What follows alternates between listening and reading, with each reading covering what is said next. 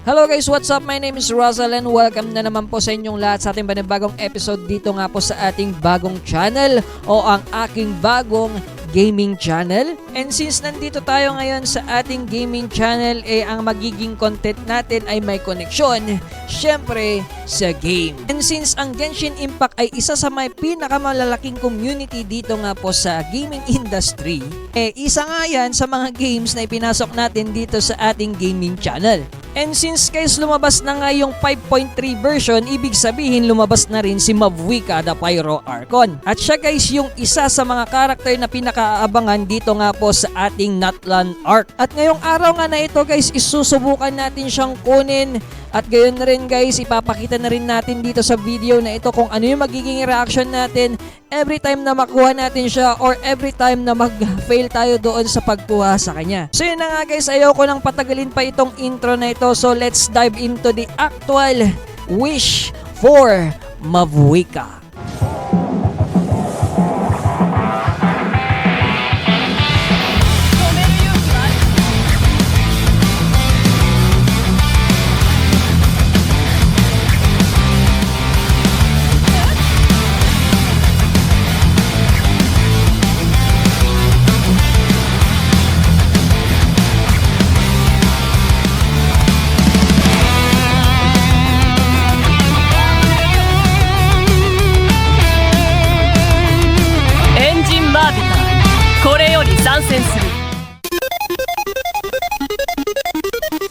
So eto na nga tayo guys at ipupull na nga natin ngayon yung ating Pyro Archon dito nga po sa may Genshin Impact. At eto na nga guys, eto yung ating Electro Archon. Okay, si Raiden Shogun. Ngayon may makakasama na siyang bagong Archon which is si Mavuika kung makukuha natin siya. Okay, so let's go guys. So eto na nga guys, i-spend na natin yung ating 100 tar 3 or tar 3. So yun na nga guys, i-spend na natin ngayon yung ating 130 entertained fates dito nga kay Mavuika para kunin si Mavuika pala. So let's go, eto na nga yung ating gagawin ngayon. Within 3, 2, 1, let's go. Okay. Uy! Legendary ka agad early! Saan na kaya to? Grabe naman yun! Boo! Wapo! Grabe naman yun! Single 10! Ay, 10 lang yun ah! Oh, nakakuha pa tayo ng Kachina! Stig naman yun. Grabe. Grabe pre.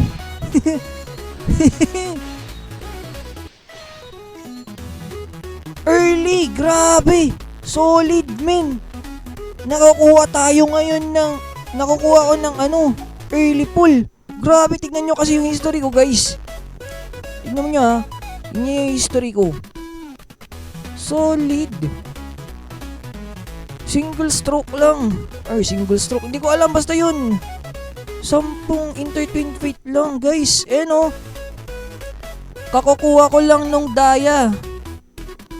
10, bali ganyan Oh. 1, 2, 3, 4, 5. Yan, tapos nakuha natin kaagad. Grabe naman. Swerte naman nun. Okay. Iba talaga pag nagbibideo may luck na kasama. So yun na nga guys, dahil nga nakuha na natin yung ating Pyro Archon, kukunin naman natin yung kanyang weapon. Okay, optimize natin syempre. Yung weapon ni Mavuika ang kukunin natin. Sana makuha natin kaagad guys. And sana makuha talaga natin kaagad. Okay, let's go. Kunin na natin to, spend na natin para sa kanyang item. Let's go. Labas ulit, Mavuika ay yung weapon niya. Uy, 5 star ulit. Hindi, joke lang.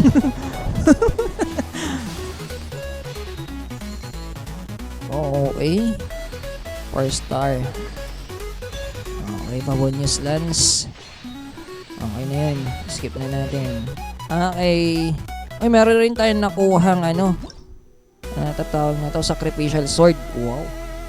So, yun na nga guys.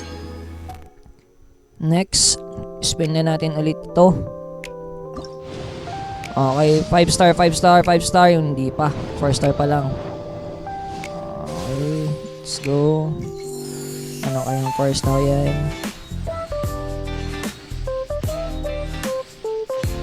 Okay, pabonyos lang ulit. Okay, skip na natin. Pabonyos lang binigay. Okay, bigay mo na. Come on. Okay, hindi na natin makita. Sige, ano natin ulit. Let's go, let's go, let's go. 5 star, hindi pa. Hindi pa. Okay, setos yung binigay. Skip na natin.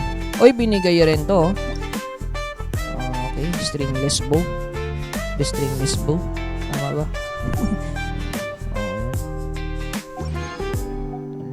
Okay, let's go. Ay, bigay mo na yung 5 star. Wala pa rin. Skip na natin. Pabonyos lance na naman. Okay, come on. Bigay mo na. Yung gamit niya, mabuhay ka. Wala pa rin.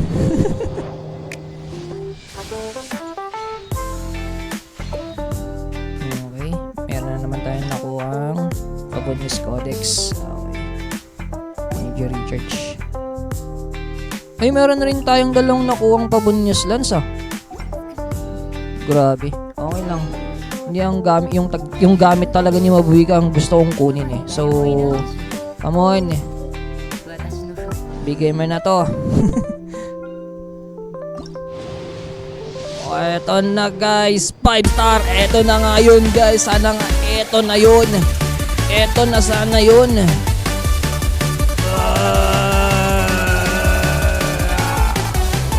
Yes! Nakuha nga natin guys! 1,000 Blazing Suns. Okay, kompleto na yung ating Mabuika guys. For now. Okay, may binigay ring stringless bow. Okay, ganda naman nun. Idol. Grabe yun, no? Okay. So, meron na tayong Mabuika ngayon, plus yung kanyang weapon. At meron pa tayong natirang 60 Intertwined Fates. At hindi ko na yun i-spend, guys. Hindi ko na yun i-spend. Or i-spend pa natin. Parang gusto kong kunin pa itong Sitlali. Makukuha kaya natin to. Okay, makukuha natin kaya yung Sitlali guys. Meron na tayong Mabuika. Plus yung weapon.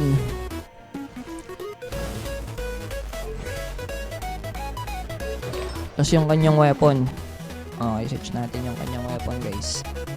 Yun, meron na tayong claymore na At this point guys, meron pa tayong 60 pulls na natira or meron pa tayong 60 intertwined fates na natira. Tapos iniisip ko kung kukunin ko ba yung Sitlali or i-skip na lang natin yung Sitlali for the next sa phase 2. Pero kasi meron tayong naipon na Star Glitter at yun yung in-spend natin para kumuha pa ng karagdagang intertwined fates. At nakabuo nga tayo ng 71 yata or 72 yung nabuo natin. At dahil nga sa meron pa tayong natirang 300 na Genesis Crystals from the previous Wilkin Moon, kinonvert na natin yan into Primo Gems. Tapos meron pa tayong na-claim na 600 Primo Gems doon sa may ating message box. Tapos meron rin tayong theater, nag-refresh rin yung theater natin. Kaya naman nakabuo tayo ng tumataginting na 76 pulls or intertwined fates na ginagamit na nga natin sa pagpupul kay Sitlali. At ito na nga guys yung ating actual na pagpupul or pagwi-wish kay Sitlali. Titignan natin kung makuha ba natin o hindi. At magpupul na nga tayo guys in 3, 2, 1, go!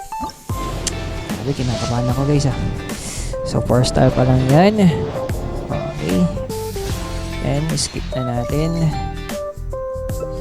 Okay, meron tayong Pabonyos Codex ulit. So next. Okay, meron tayong +2. Sige, let's go. Kaya natin to. Okay, let's go, let's go. Come on. 5 star, wala pa. So yun na nga guys, hindi pa natin nakuha guys. Next. Si Sitla, ay si ano, si Katrina. Okay. Sa next. Eto na, come on, early ulit. Wala na talaga guys, hindi naging early. Okay. Skip na natin ulit yan. So nakakuha tayo ng constellation ulit. Nitong pusa na to, si Dayaw na. Okay. Let's go. Kaya natin to guys. Makukuha natin yan.